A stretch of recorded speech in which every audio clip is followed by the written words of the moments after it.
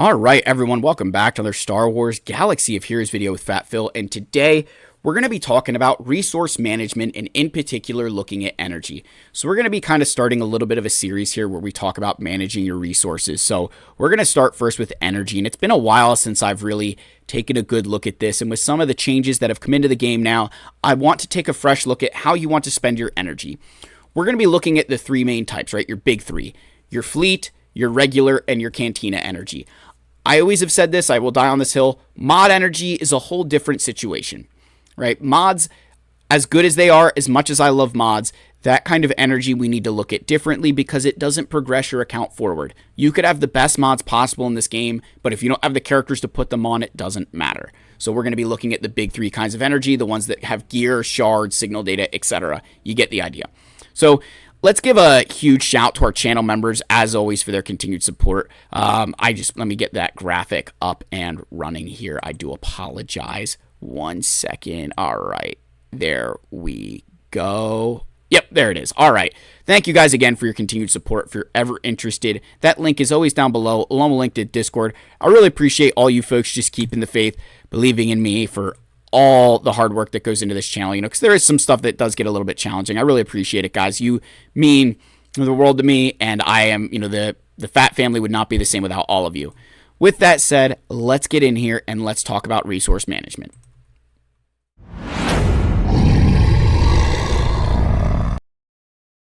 My name is All right, so let's get into the game here, and the first area we're going to talk about is just some of the new characters for the Order 66 raid, but really set a tone for something. Exactly? Every day, you can get, this is your regular energy. Down here on Wampa, see that number there? Those numbers represent your total regular energy you can get in a day. You naturally accumulate 240 energy every single day here. Every 6 minutes, you get new energy. You take that, hey, the 6 multiplied by all the numbers, right? You get, hey, there's 24 hours in a day times 60 minutes is 1,440. You divide that by 6 and you get 240, right? And again, I'm going to pull up my calculator here just so you guys can see that. There's the calculator. There's the math. So you get 240 energy every single day just naturally through the game, right? We're going to keep that calculator kind of coming back and forth as we continue this video. So 240 regular a day. Then you get 135 energy. That 135 is if you log in the 3 times, you get 45 regular energy 3 times a day. So you want to count that. You see, again, going to pull out the handy dandy calculator here. So we take that, 45. Whoops, of course it doesn't want to. Let's clear that off. Take 45, multiply by 3, you get 135. So there's your 135 energy, right? Pretty simple. Then you'll notice that we have 360. That's for purchasing 3 refreshes of 50 energy. Again, I don't need it. You do 120 times 3, 360. The other 100 there comes from the web store. If you log into the web store every day, you get an extra 100 energy. That 100 energy is huge. That is a really important part and something I wanted to factor into this video. And just to show you how much energy that all adds up to, right? Because it's a lot of energy, and then we'll talk about the characters that are above it there.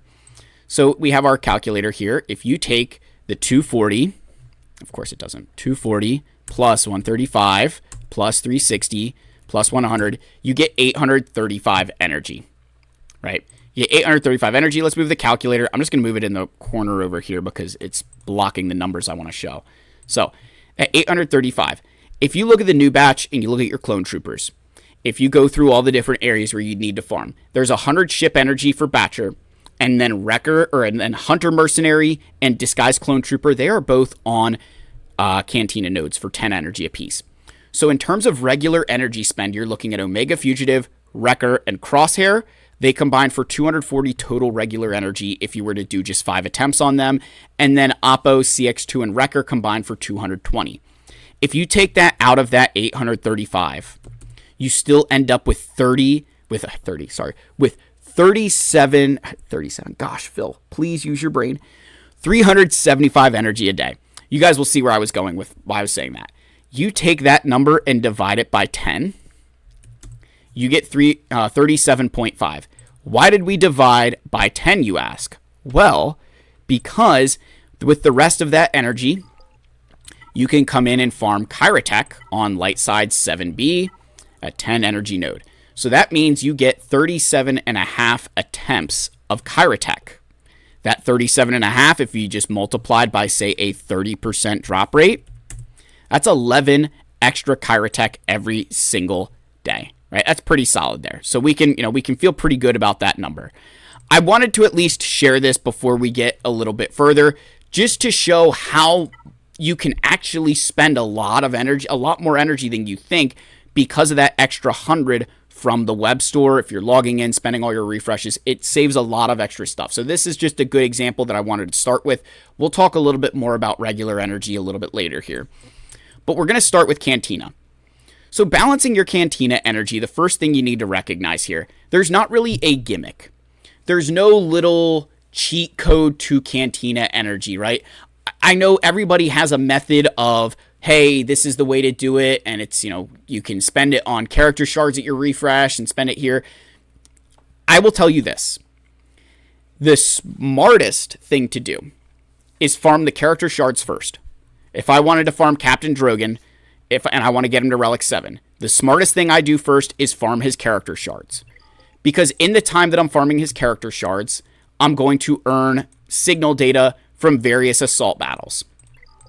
I could earn signal data from Conquest. I could earn signal data from territory battles. There's a lot of other places I can naturally accumulate that signal data while I'm getting Drogon shards. Because I'm not going to get Drogon shards anywhere else. They're not going to just hand out Drogon shards for free. It's Cantina or nothing. So by the time I finish Drogon, I will have accumulated some signal data that now I don't have to spend in the Cantina. The problem is, realistically, by the time that you're farming every single character in this game, it's really kind of a wash. So it doesn't, you could say, oh, always farm all the character shards first. I think that can be smart in the cases of a character like Drogon. But as I'm going to show down here, if you were to go, say, farm Captain, going for Leia Organa, so you're going to farm Captain Drogon, and then Captain Han is also in the Cantina. There's no reason to go farm Captain Han before putting relics on Captain Drogon, because Captain Drogon, even before Leia, is super useful.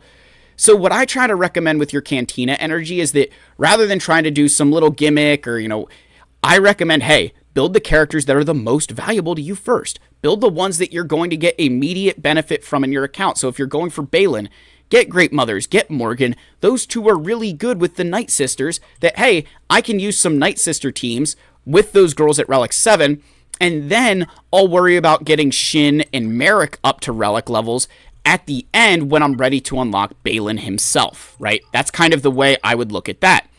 Another good example, if you're going for Starkiller, is Darth Talon, who's a Cantina character.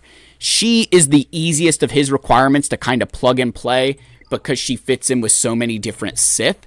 So you farm Darth Talon first, get her to relics, and then you worry about Kyle and Dash Rendar, barring that you could use Talon. Maybe you can't use Talon, you got to use Kyle or Dash, then that's a different situation. Then I've also got characters like Aura, who is a Jabba requirement. Again, you can kind of just farm her at the end. It doesn't really matter.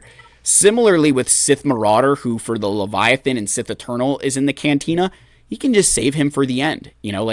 He's not super valuable to you comparative to some of the other characters, right? You think if you're going for the Leviathan, I'd rather you be spending your relics on Malak and Darth Revan and Darth Malgus and, even Bastila, right? Get the characters that are going to help you immediately first, and then worry about somebody like Sith Marauder.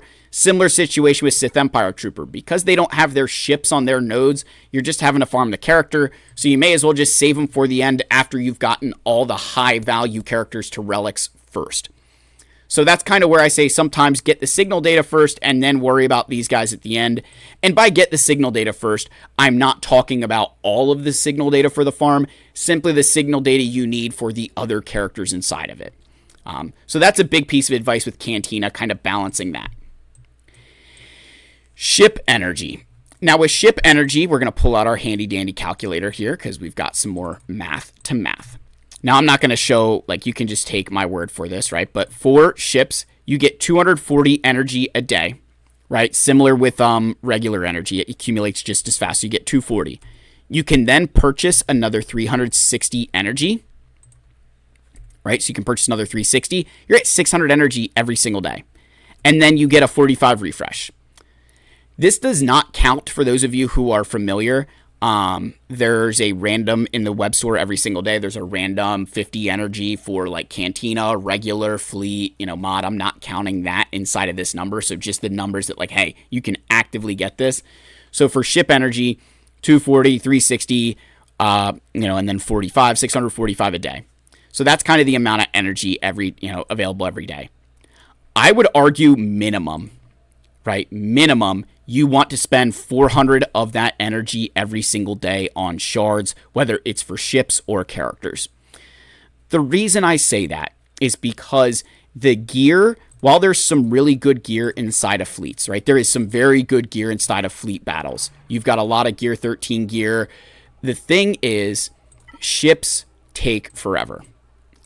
And one of the common mistakes I have seen a lot of players fall for time and time again is they're moving through the game, they start unlocking things, and then all of a sudden they're like, hey, Phil, I just got the Negotiator, but I don't have Anakin's ship.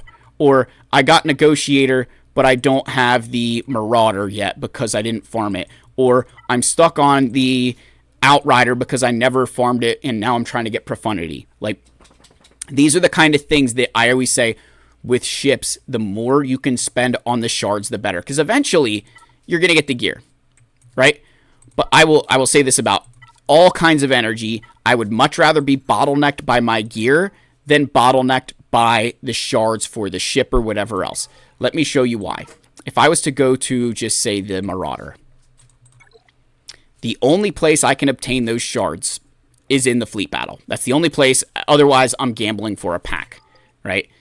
But if I was to say, hey, you know what? I need this piece for Quiggled. Sure, I can farm it on the node, but it's also available for crystals. It's available for in the guild store. It's, there's all these other places I can obtain this particular piece.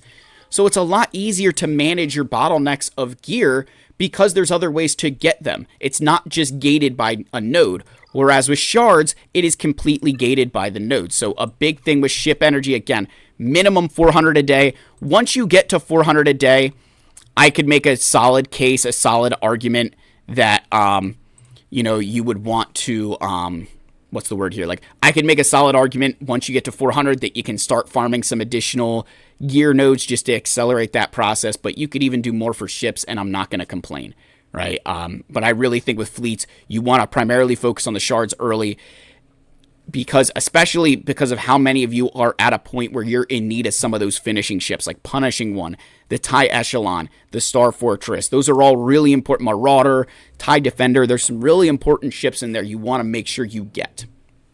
So that's a big, big thing. Really something I want to stress with ships. And I do want to note before we go on to regular energy, you notice I didn't talk about how much Cantina energy is available.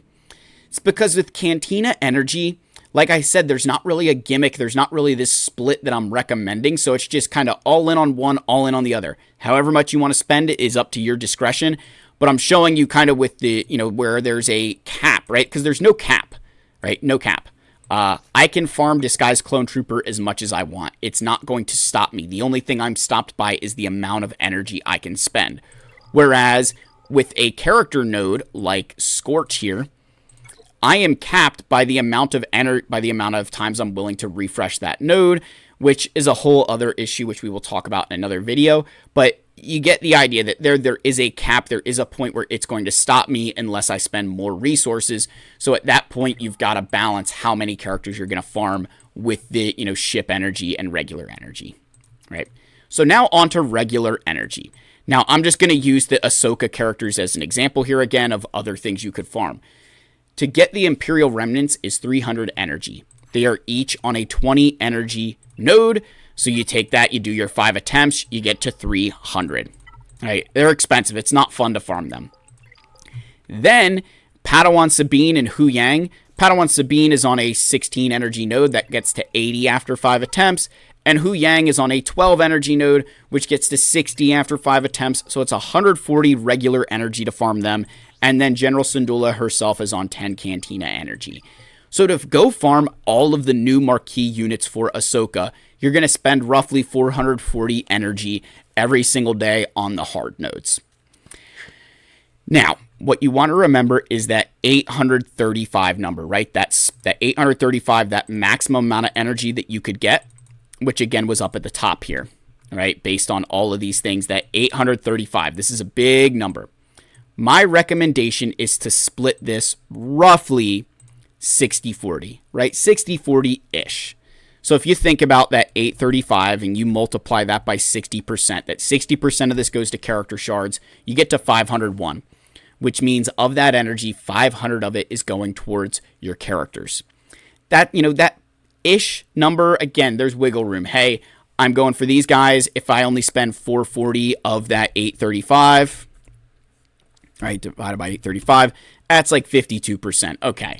If I added, say, another 100 energy character because I want to get, one of my dark side clones or something, just for the sake of argument, now I'm at 540, you're at like 64%. So, just get to like an ish, get to a comfortable number where you feel like you are balancing, right? So again, kind of skipped ahead a little bit, but the idea is on average, you're going to at least spend 500 energy a day, right? That, again, that initial number I showed of, that 835, that 500 average, that some days maybe you're not spending all of that. Some days maybe you're spending more. End of the day, it kind of evens out. Some days it's 440, the next farm it's 540, whatever the case is, it'll even out, right? That's kind of the way I would go about the game for a long time. Because eventually you'll reach a point where you don't have that many nodes to farm, so it's just all gear. But before that, again, like I've said, you don't want to get stopped by shards. You want to get stopped by gear. Because gear is solvable. I can go and get gear in a lot of other places. I can't go get the shards. I will preach that. That is a Fat Phil staple. If you've watched me enough, I always say that.